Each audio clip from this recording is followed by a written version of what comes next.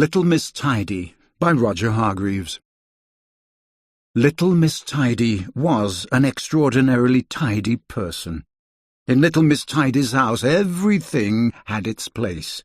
She had a huge handbag, which she would fill with all sorts of things until she had time to put them away tidily.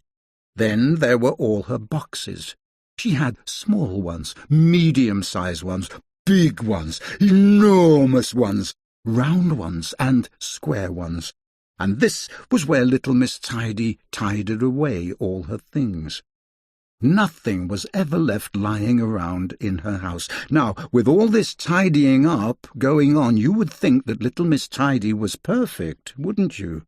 Well, she isn't. On Monday at 9 o'clock, she telephoned Mr. Clever. "As you are so clever," she said, "could you tell me where I put my hairbrush when I tidied up?" On Tuesday at 10 o'clock, she telephoned Mr. Stingy. "As you like money so much," she said, "could you tell me where I put my purse when I tidied up?" On Wednesday at 11 o'clock, she telephoned Mr. Strong.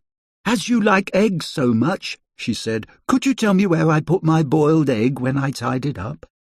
On Thursday at 12 o'clock, she telephoned Mr. Nosy.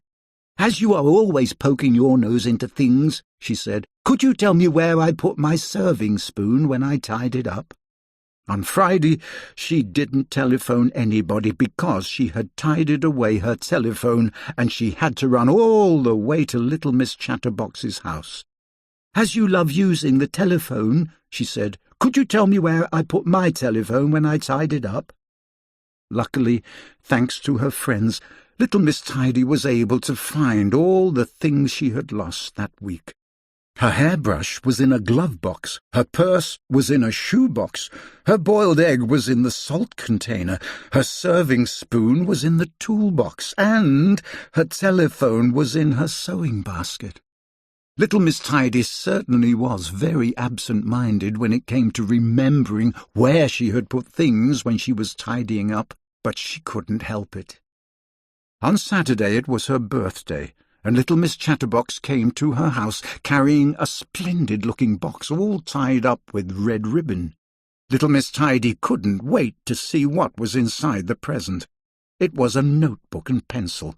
The perfect present for somebody who lost things as easily as Little Miss Tidy. Little Miss Tidy was as happy as Mr. Happy.